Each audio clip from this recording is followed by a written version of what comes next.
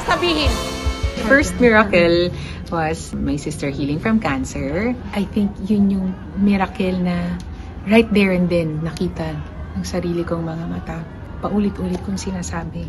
At wala siyang malay nun. After a few seconds, dumilat siya. Walang himala! Walang himala! Ang himala ay na... Nanumbalik sa akin ang panahon na ginagawa niya yung himala. For me, hindi siya competition parang this is really sharing stories, sharing films. It's a more emotional, more expressive story. Very powerful.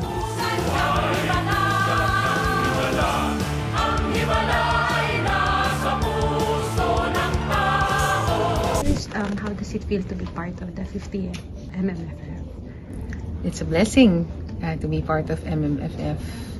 A pleasant surprise, actually. It is a blessing and such an honor. Ang MMFF po kasi it's the one time of the year when Philippine cinema is really celebrated. Do you also feel the pressure? Kasi nga syempre malalakas yung mga kalaban, Vic Soto, Vice Ganda, and what are your expectations? I have full faith in the material, in the actors, in the director, sa lahat. All the elements that came together para gawin itong isang himala.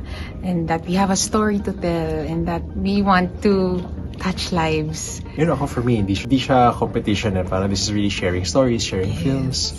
And so excited ako na maging parte and to watch not just our film but all the other films. How is the film different from the musical or from the movie? Sobra ba siyang nag-veer away or faithful pa rin siya? Sabi nga ni Sir Ricky kanina, it's both faithful and unfaithful. In the 82 film kasi ang daming mga silences, mga hindi sinasabi ni Elsa. It's a more emotional, more expressive story, very powerful, and it's a different aspect rin of Elsa na hindi natin nakita or narinig nung original film. Ibang kupang to, hindi na siya yung Sand Dunes ng 1982 film. Ni-reimagine namin siya as a place na parang ibang mundo pero Pilipinas. Watching kasi musicals, for example, like La La Land, for example, nakakanta sila and then habang kumakanta ng love song, sumasabay yung langit, sumasabay yung lighting, yung set.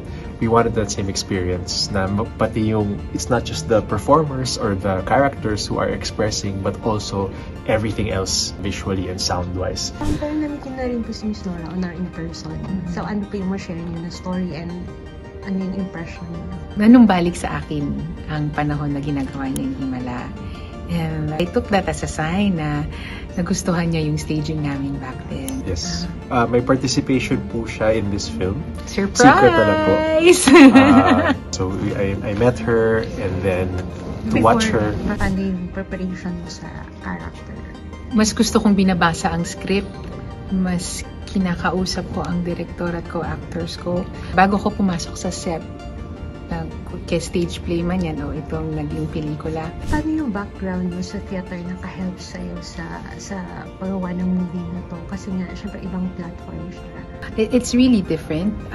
Lalo na yung parting you have to perform a single scene in maybe 3 or 5 times for different camera angles. 1982 film siya. So, ano yung mga issues na natakal sa film na you think na parang relevant pa rin siya today?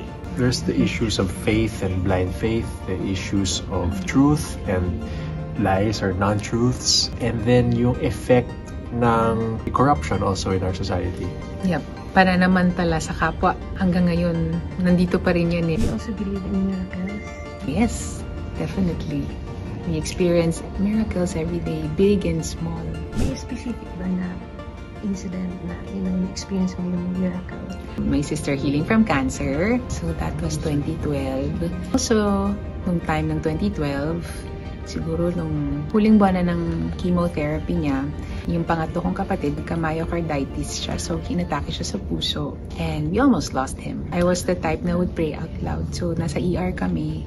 Yung mami ko nag-aalala na ganyan kasi talagang nagdedelikado yung kapatid ko. Paulit-ulit kong sinasabi. At wala siyang malay nun. After a few seconds, dumilat siya. I think yun yung miracle na right there and then nakita ng sarili kong mga mata. You know, it's not me. It's the Lord.